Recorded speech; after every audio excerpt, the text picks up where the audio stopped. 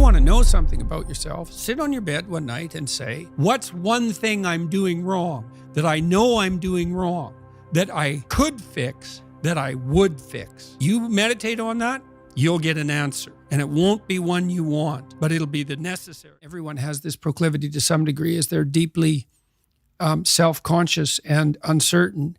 And so instead of allowing the person they're with to connect with that underlying uncertainty and inadequacy, they act out a persona. Yeah. And then the problem is that, well, perhaps the person falls in love with that persona, but there's no real connection there. It's an artifice. And, having said that, one of the things that Carl Jung, the great psychotherapist, said about a persona is, don't be thinking that you're better off if you never formed one. So for Jung, it was a voyage from, say, undifferentiated self in infancy and so forth, through persona to authenticity, because you have to act out your ideals to some degree, right? And you also have to formulate a avatar of yourself in some sense that's a mediator between you and other people in casual social encounters. Like, you don't want to walk into the bank and have the teller tell you about his or her day when you say, how are you doing, right? I mean, now and then that can happen, but generally it's too much intimacy too quickly. And so you need this functional shell. But the problem arises when that functional shell is all that there is. And then the real person underneath is just desperate and unhappy because nothing of what's being acted out reflects a true underlying reality. What is the consequence, the long-term consequence of acting? So many people, especially because of the world I live in Instagram and social media, we kind of build out these personas and then we almost follow the implicit instructions that come with those personas. Well, that's the problem right there, is that, that I'm trying to get a hold of the Disney people at the moment because I want to do a lecture series on Pinocchio, because I think Pinocchio is a brilliant work of art.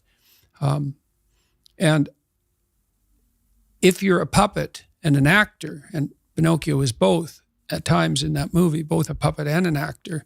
So why an actor? Like, why is there something wrong with being an actor? Well, the first question is, well, who sets your role? And then the second question is, who's pulling your strings?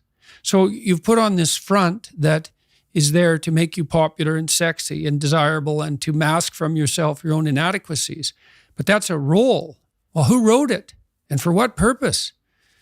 And so Jung said, for example, that we all acted out a myth, and whether we knew it or not. And, maybe you're acting out a tragedy. Maybe you're acting out Narcissus. You don't know, because you've put that on yourself in an attempt in some ways to deliver to people what they want, or more accurately, to look as though you're delivering to people what they want.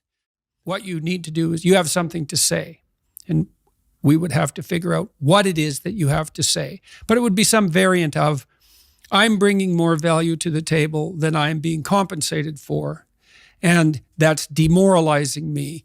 And it's also not good for you being my boss, because if I'm actually more valuable than is being recognized, then the fact that you're not valuing me properly means that I will become demoralized. I won't work properly, and you won't get the best out of me. So it's bad for both of us. And if your boss is in principle not amenable to such a discussion, then what you should seriously consider doing is finding another job. Okay, so let's say we're going to set you up for this. Okay, this isn't like next week's enterprise, man. This is your life. So the first thing I would ask is, well, do you have your resume or CV in order? Well, I haven't typed it up for 3 years.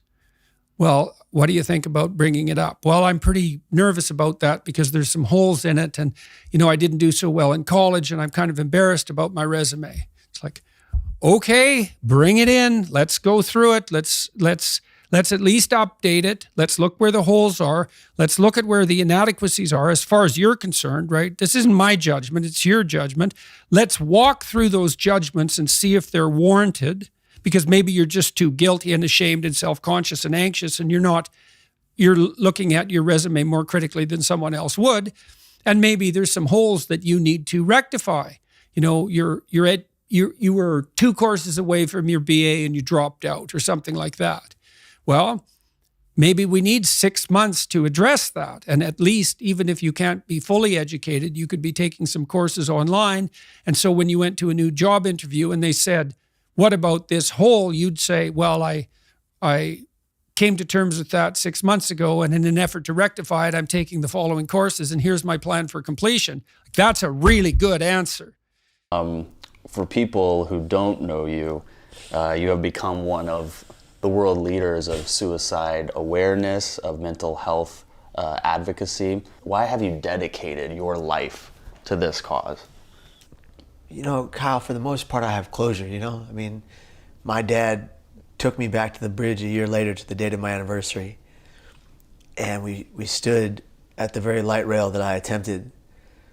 I knew exactly which light rail it was, and I don't say it aloud because I don't want people to get ideas, but we stood there and he had me, on the drive there, he pulls over right in front of the Police Officers Union building, right near Clement and Park Presidio in San Francisco, if you know that area. And all these police were in their full dress blues in the windows. All their cars were lined up in the parking lot and their bikes. And he goes, Kevin, pick a flower.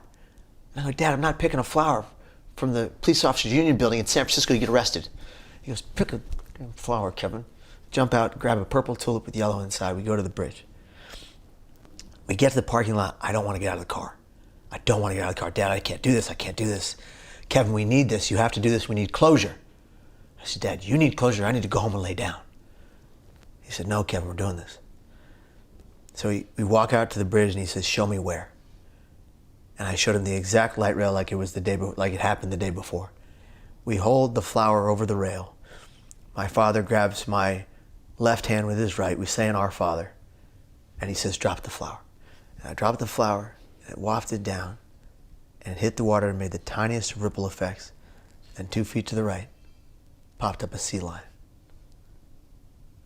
And it was arguably the most beautiful moment I've ever had with my dad, besides him being the best man at my wedding. Well, I often say in my speeches, I've been in pain since the day I was born. Born in squalor in the Tenderloin of San Francisco, in the worst neighborhood then, the worst neighborhood today, in what they called a crack motel. It was a rough life for me in my beginning, and when you have that traumatic infancy, it never leaves you, and it follows you your whole life. And it had a great deal to do with my breakdown at 17 and my development of bipolar disorder, which both my biological parents had before me. And to answer your question, I dedicate my life, sometimes 300, 320 days a year, to this cause, because I want to help people who are in that devastating brain pain find the will to stay.